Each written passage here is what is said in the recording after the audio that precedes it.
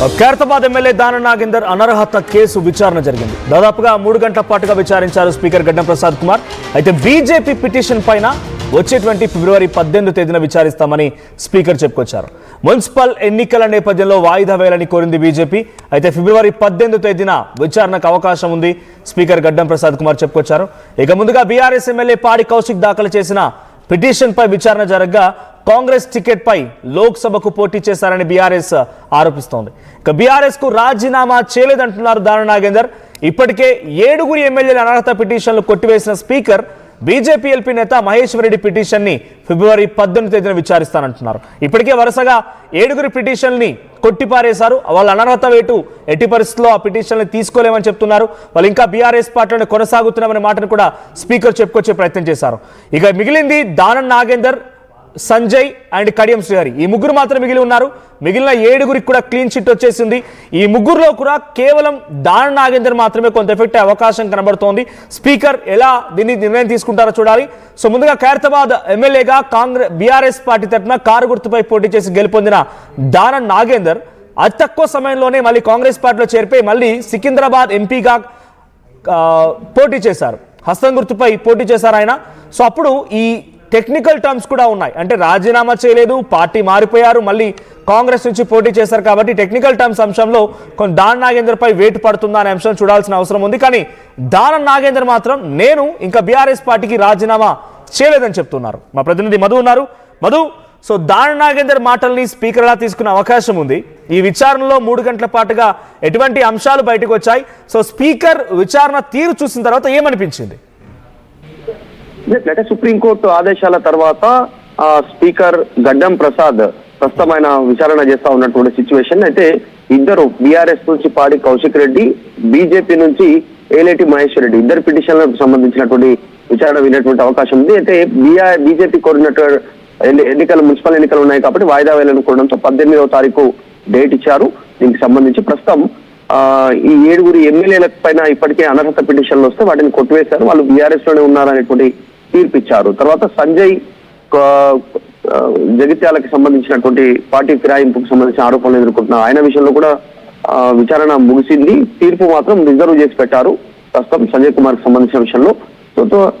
అయితే దానం నాగేందర్ ఏమో ఇలాంటి నన్ను పార్టీ నుంచి నాకు ఎలాంటి సస్పెండ్ చేసినట్టు కానీ నన్ను బహిష్కరించినట్టు కానీ ఎలాంటి ఇన్ఫర్మేషన్ లేదు, నేను కూడా పార్టీకి రాజీనామా చేయలేదు, నేను బీఆర్ఎస్ అనేటువంటిది ఆయన క్లెయిమ్ చేసుకునే ప్రయత్నం చేస్తా ఉన్నారు. గతంలో కొన్ని సందర్భాలలో మీడియాతో మాట్లాడుతూ నేను కాంగ్రెస్ పార్టీ ఉపన్యకు వస్తుంది, నేను గెలుస్తానని స్టేట్మెంట్ చేసిన స్పీకర్ నోటీస్ తర్వాత ఒక్కసారిగా దానం నాగేందర్ వైఖరి మారిపోయింది. ఆయన మాటల్లో నేను పార్టీ మారలేదు, వ్యక్తిగత హోదాలోనే కాంగ్రెస్ సంబంధించినటువంటి సమావేశాలకు హాజరయ్యాను, బీఆర్ఎస్ పార్టీ ఎమ్మెల్యేగా కాదు అంటూ స్టేట్మెంట్ చేశారు. యాక్చువల్ గా ఆయన ఖైరతాబాద్ బీఆర్ఎస్ ఎమ్మెల్యేగా కొనసాగుతూనే సికింద్రాబాద్ కాంగ్రెస్ పార్టీ అభ్యర్థిగా పోటీ చేశారు, అఫిడవిట్ దాఖలు చేశారు. ఎన్నికల కమిషన్ దగ్గరే ఆయనకు సంబంధించినటువంటి దాఖలు చేసినటువంటి రుజువులు ఉన్నాయి. ఇంత జరిగినప్పటికీ కూడా ప్రస్తుతం దానం నాగేందర్ కి సంబంధించినటువంటి నాకు ఎలాంటి పార్టీ బీఆర్ఎస్ పార్టీకి సంబంధించినటువంటి సస్పెండ్ చేసినట్టు కానీ ఇంకా నేను రాజీనామా చేయలేదు అనేటువంటి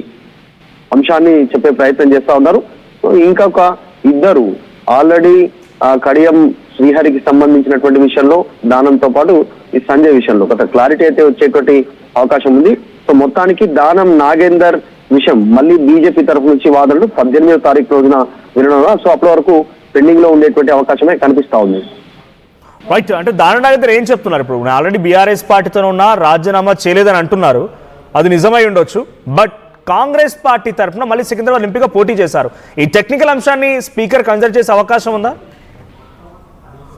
యాక్చువల్ అయితే ఖచ్చితంగా దానం నాగేందర్ బీఆర్ఎస్ ఎమ్మెల్యే అభ్యర్థిత్వానికి రాజీనామా చేయకుండా ఆయన కొనసాగుతూనే ఆయన కాంగ్రెస్ పార్టీ ఎంపీ అభ్యర్థిగా పోటీ చేశారు కాబట్టి బలమైనటువంటి ఆధారంగా దాన్ని పరిగణించాల్సి ఉంటుంది. మరి స్పీకర్ ఎట్లాంటి నిర్ణయం తీసుకుంటారు ఈ విషయంలో అనేటువంటిది కాస్త చర్చ కొనసాగుతుంది.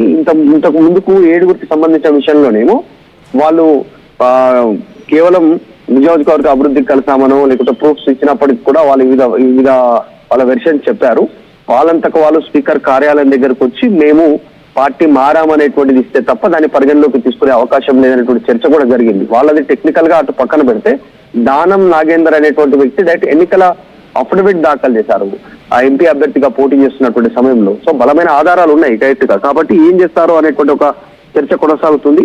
ఒక్క ఖైరతాబాద్ ను మినహాయించి 9 మందిని కాపాడే ప్రయత్నం చేస్తా ఉన్నారు స్పీకర్, వెనకాల కాంగ్రెస్ ప్రెజర్ ఉంది అనేటువంటి విమర్శలు బీఆర్ఎస్ చేస్తా ఉంది. కానీ దానం విషయంలో స్పీకర్ ఎట్లాంటి నిర్ణయం ఉంటుంది అనేటువంటిది కాస్త చర్చ జరుగుతుంది. రైట్ మధు, అంటే ఇక్కడ స్పీకర్ విచారణలో టెక్నికల్ అంశాలు కన్సిడర్ చేస్తారనో టెక్నికల్ అంశాలు కన్సిడర్ చేయరనో దాన్ని గట్టిగా బలంగా వినిపించాలని రకంగా బీజేపీ బీఆర్ఎస్ కూడా సిద్ధమవుతున్నాయి. ఇవన్నీ జరిగితే ఏదో ఒక కీలక పరిణామం బయటపడుతుంది, ఏదో ఒక తీర్పు బయటపడుతుంది. కాబట్టి అంతకంటే మునిపే దానం నాగేందర్ రాజీనామా దిశగా అడుగులు వేశారు. అటు ఢిల్లీకి వెళ్లి అధిష్టానంతో భేటీ అయ్యారు, మల్లికార్జున ఖర్గేతో కలిశారు. ఇటువంటి రకాల చర్చలు కూడా జరిగాయి. సో ఇప్పుడు అన్నిటి కూడా ఫుల్ స్టాప్ పడినట్టేనా? స్పీకర్ ఇక దానం నాగేందర్ కూడా క్లీన్ చిట్ ఇవ్వబోతున్నారనేటువంటి ఒక సంకేతమైనా ఆయన రాజీనామా చేయకుండా ఆగిపోవడం, మళ్ళీ నేను బీఆర్ఎస్ పార్టీలో ఉన్న రకంగా చెప్పడం, ఇవన్నీ కూడా స్పీకర్ క్లీన్ చిట్ ఇవ్వబోతున్నారనే సంకేతాలేనా?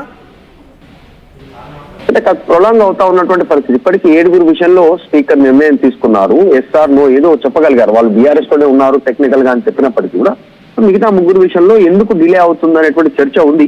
ఇంకా కాస్త డిలే చేసి దానం నాగేందర్ రాజీనామా చేసేలాగా అవకాశం కల్పిస్తారా అనేటువంటి చర్చ కూడా జరుగుతుంది. మున్సిపల్ ఎన్నికలు ఉన్నాయి. ఎందుకంటే ఫిబ్రవరి 18కి వాయిదా వేశారు ఇప్పుడు బీజేపీకి సంబంధించినటువంటి ఏలేటి మహేశ్వర్ రెడ్డికి సంబంధించిన పిటిషన్ విషయంలో. అంటే అప్పటి వరకు మున్సిపల్ ఎన్నికలు అయిపోతే రిజల్ట్ కూడా వస్తుంది. దాని తర్వాత ఆయన రాజీనామాకు కానీ ఏదైనా నిర్ణయం తీసుకోవడానికి కానీ అవకాశం కల్పిస్తున్నారా అనేటువంటి అనుమానాన్ని కూడా ప్రతిపక్షాలు వ్యక్తం చేస్తా ఉన్నాయి. బీఆర్ఎస్ లాంటి పార్టీలన్నీ కూడా కావాలనే తాత్సారం చేస్తున్నారు, డిలే చేస్తున్నారు అనేటువంటి. వేటు వేసేటువంటి అవకాశం ఉంటుందా, లేదంటే ఆయన రాజీనామా చేయడానికి అవకాశం కల్పిస్తారా అనేటువంటి చర్చ అయితే కొనసాగుతుంది. చూడాలి స్పీకర్ నిజంగా ఈ డిలేకి సంబంధించిన విషయంలో ఏం చెప్తారో. సుప్రీంకోర్టు నుంచి కాస్త ప్రెజర్ ఉంది. మరి ఈ నేపథ్యంలో నోటీసులు ఇచ్చారు, విచారణ తీసుకున్నారు, బీజేపీకి సంబంధించిన వారికి టైం ఇచ్చారు అనేటువంటి అంశాన్ని మేబీ సుప్రీంకోర్టుకు చెప్పేటువంటి అవకాశం ఉండొచ్చు. అందులో భాగంగానే టైం కాస్త డిలేడ్ గా కొంచెం జరిపేటువంటి ప్రయత్నం చేస్తా ఉన్నారు అనేటువంటి విమర్శలు ఉన్నాయి. Right, thank you Madhu. So మొత్తంగా దానం నాగేందర్ విషయంలో 3 గంటల పాటుగా విచారించిన స్పీకర్ గడ్డం ప్రసాద్ తిరిగి ఆ విచారణని ఫిబ్రవరి 18వ తేదీకి విచారిస్తామని చెప్పి వాయిదా వేశారు. సో ప్రెసెంట్ దానం నాగేందర్ విషయం పైన స్పీకర్ ఎటువంటి నిర్ణయం తీసుకుంటారో చూడాలి. ఒకవైపు స్పీకర్ గతంలో 7 క్లీన్ చిట్ ఇచ్చారు, అదే మాదిరిగా ఇప్పుడు కూడా క్లీన్ చిట్ ఇవ్వబోతున్నారా, లేదు అని అంటే ఇంకేదైనా డిసిషన్ ఉండబోతుందా చూడాల్సిన అవసరం అయితే ఉంది. సో దానం నాగేందర్ ఉన్న చోట ఉప ఎన్నికలు కనుక వస్తే మీ సపోర్ట్ ఎవరికి, కామెంట్ చేయండి. స్పీకర్ గారు ఇచ్చిన దానికి మా అడ్వకేట్ ద్వారా మనం రిప్లై పంపించడం జరిగింది. మళ్ళీ నాకు స్పీకర్ నుంచి ఇంకా పిలిపేం రాలేదు. వచ్చినప్పుడు నేను నా అడ్వకేట్ వెళ్ళి మేము ఇస్తాం తప్పకుండా. అదే విధంగా మేము ఇచ్చినటువంటి రిప్లై ఇప్పటిదాకా మాకు వచ్చిన దానికి మేము రిప్లై జవాబు ఇచ్చాము ఒకటి.